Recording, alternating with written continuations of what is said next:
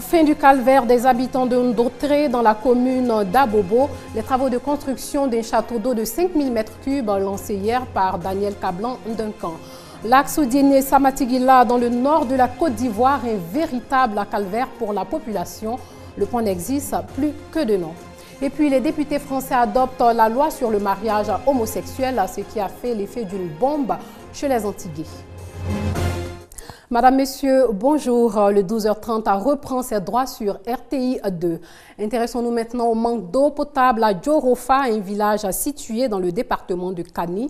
Les femmes parcourent des kilomètres pour se ravitailler en eau qui en plus n'est pas potable. On en parle avec Franck Wadio. Il est 17h à Djorofa. Sali revient du Marigot. C'est une chance, d'autres femmes y sont encore. Il est en effet difficile d'avoir de l'eau dans ce village du département de Kani au nord de la Côte d'Ivoire, surtout durant la saison sèche. Il faut, comme ce groupe de femmes, fournir beaucoup d'efforts. L'eau n'est pas beaucoup. Quand on vient comme ça en groupe, on s'attend, c'est une qui rentre, elle épuise. Quand la première finit, ainsi de suite. Être sur le qui-vive pour obtenir le moindre litre d'eau. Un quotidien pour Namizata et toutes les femmes de Djorofa. Elles font plusieurs fois le trajet du village vers les deux cours d'eau encore fonctionnels. Il est à présent 23 heures. Nous retrouvons Namizata en tenue de sortie portant sur la tête une cuvette. Rien d'étrange en effet. Revenant d'une fête, elle n'a pas eu le temps de changer de vêtements. Il faut vite se procurer l'eau nécessaire aux besoins du lendemain avant que le lit du Marigot ne tarisse. Elle n'est toutefois pas la seule. Plusieurs femmes l'ont dévancée. Au fond du Marigot asséché, une dame tenant un bébé s'efforce de recueillir le précieux liquide d'une couleur plutôt douteuse. De 20h à minuit, on est au Marigot ici. De minuit à 3h du matin, on est là. Souvent, mais on ne se lave pas. Dans toute la journée, on ne se lave pas. On ne trouve pas l'eau pour préparer. Un cri de cœur maintes fois répété aux anciens et cadres du village. On a essayé de voir nos frères. Bon, ils sont passés par tous les moyens pour avoir de l'eau. Mais jusqu'à présent, on avait deux fourrages qui sont défaillants. On est obligé de prendre l'eau sale là pour boire. Pas d'eau, moins de force du travail, donc pas de développement. À Djorofa, on a le regard désormais tourné vers les autorités compétentes.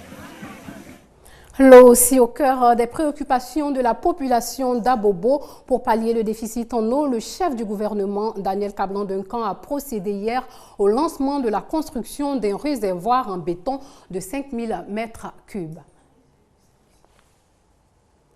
On prend le car pour Odiéné et Samatigila, un voyage bien difficile. La raison, le pont qui relie ces deux villes s'est affaissé.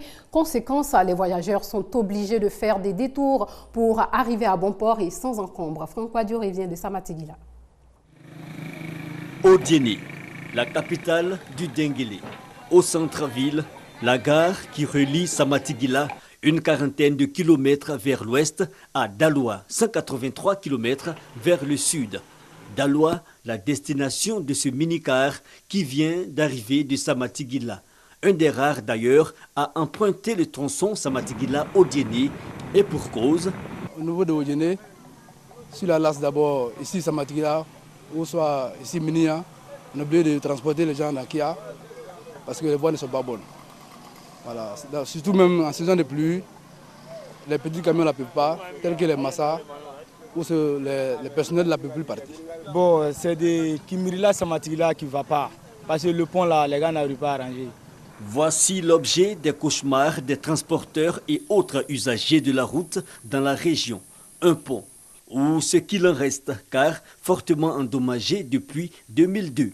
Conséquence, il faut faire un détour par le fond de la rivière asséchée en contrebas.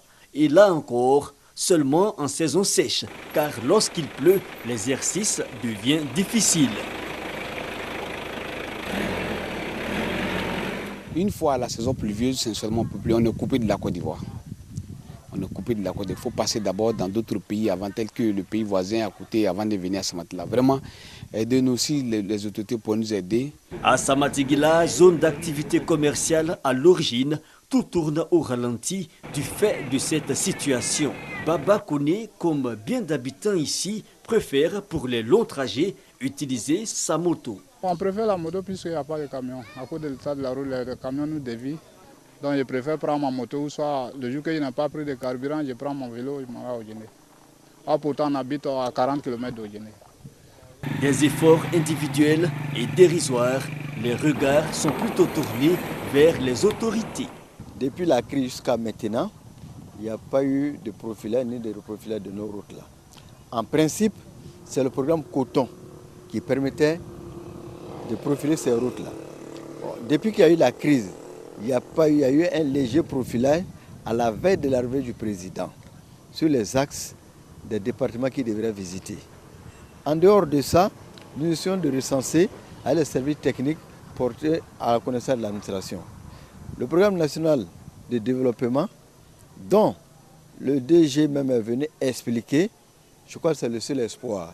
Le PND, le plan national de développement qui, rappelons-le, centralise toutes les interventions du gouvernement au profit des populations pour la période 2012-2015. Un mot sur la situation sécuritaire dans les communes après la proclamation des résultats des élections couplées par la CEI. Des urnes ont été saccagées et des bureaux de vote sont occupés par les forces républicaines qui sécurisent les lieux.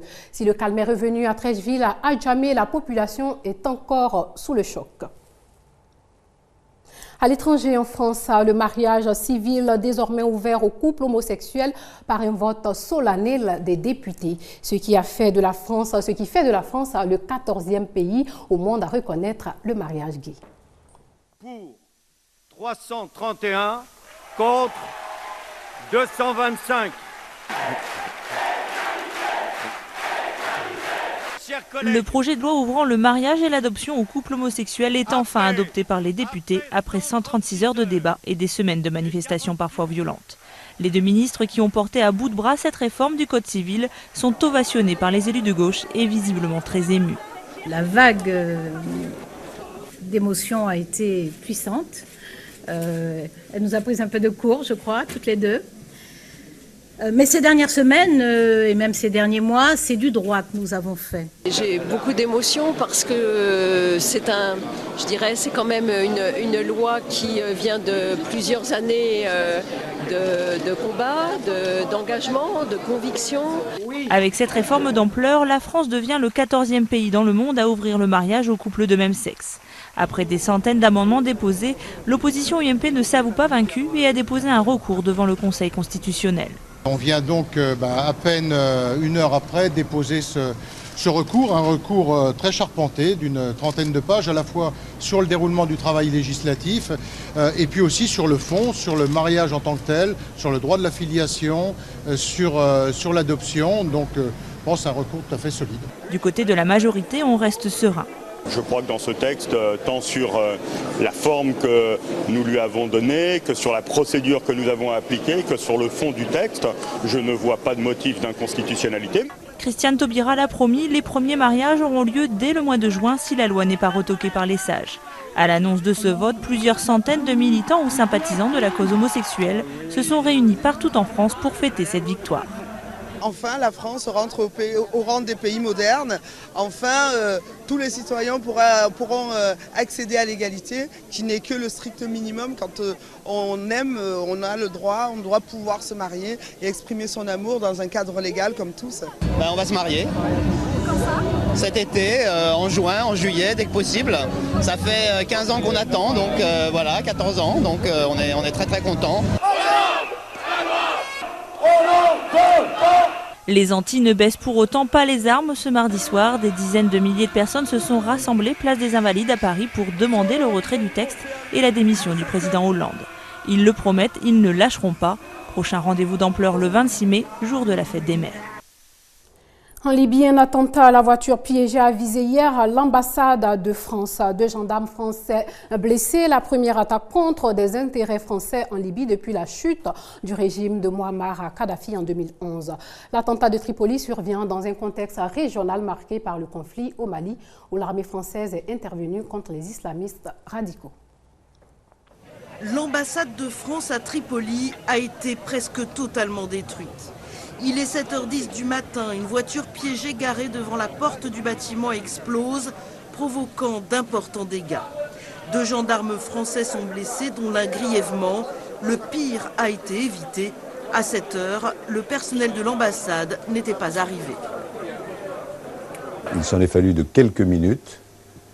Si le personnel avait été là, ça aurait été effectivement un drame épouvantable. Cet attentat a été fait pour tuer. La France ne cédera pas. Des enquêteurs libyens sont sur les lieux de l'attentat. La France a ouvert une enquête et envoie 10 gendarmes du GIGN à Tripoli pour renforcer la sécurité. C'est la première fois depuis la chute du colonel Kadhafi en 2011 que des intérêts français sont touchés en Libye. L'attentat n'a pas été revendiqué, mais il survient dans un contexte d'insécurité croissante en Libye et dans un contexte régional marqué par le conflit au Mali, où l'armée française intervient contre les islamistes radicaux. En Inde, le viol d'une fillette de 5 ans choque de nouveau le pays, violée et torturée par un voisin à Gandhinagar dans l'est de New Delhi. Hospitalisé, l'état de la fillette était stable lundi selon l'un des médecins. Sous la pression de l'opinion, le gouvernement a fait adopter une loi punissant plus sévèrement les auteurs de crimes sexuels. Cet homme est suspecté d'avoir enlevé et violé une petite fille de 5 ans à New Delhi. Lui et son complice présumé sont sous les verrous. Mais ce nouveau fait divers sordide ravive la colère de l'opinion indienne, déjà traumatisée par le viol collectif et le meurtre d'une étudiante en décembre. 4 mois après, les manifestants sont de nouveau dans la rue. Une mobilisation quotidienne depuis l'hospitalisation de la fillette samedi. La colère est forte contre la police, accusée d'avoir voulu acheter le silence de la famille contre 2000 roupies, 28 $. La police ne fait rien du tout. Elle veut juste nous contrôler. Elle est corrompue. Nous voulons la sécurité pour les femmes. Est-ce que c'est trop demandé? Si on ne demande pas protection à la police, alors à qui? Le chef de la police doit démissionner. Pas de démission, mais un mea culpa de la police, qui dit avoir suspendu les fautifs. Insuffisant, il faut les inculper, répondent les manifestants. De son côté, le gouvernement, plus vif que d'habitude, a rapidement dénoncé cette nouvelle agression. L'agression cruelle contre une petite fille, il y a quelques jours, nous rappelle encore une fois la nécessité de travailler collectivement pour éradiquer cette sorte de perversion de notre société. Des propos pas assez fermes pour l'opinion publique, déçus également par la nouvelle loi anti-viol votée il y a 1 mois sous la pression de la rue. Il y a une loi, mais elle n'est pas suffisante. Je pense que le problème est beaucoup plus vaste, beaucoup plus important et nécessite d'être traité avec sérieux. Mais ici, on ne fait pas les choses sérieusement. La prise de conscience est lente. Selon Human Rights Watch, c'est tout le système police-justice qu'il faut réformer d'urgence. Dans un rapport récent, l'ONG dénonce la grande fréquence des viols en Inde, en particulier contre les enfants. Des agressions cachées, rarement signalées, et trop souvent encore étouffé par les autorités locales. Et puis aux États-Unis, l'enquête sur le double attentat de Boston progresse. Le principal suspect encourt la peine de mort. Dzhokhar Tsarnaev dit que son grand frère voulait empêcher l'islam d'être attaqué. Dzhokhar Tsarnaev encourt la peine de mort. L'auteur de l'attentat du marathon de Boston a été inculpé par la justice fédérale américaine sur son lit d'hôpital. Les charges comprennent notamment l'utilisation d'armes de destruction massive ayant entraîné la mort. Une première audience a été fixée au 30 mai devant le tribunal fédéral de Boston. Un hommage a été rendu aux victimes du double attentat commis par les 2 frères d'origine tchétchène qui a fait 3 morts et plus de 200 blessés. C'est sur ces images que s'achève ce journal. Merci de l'avoir suivi et portez-vous bien.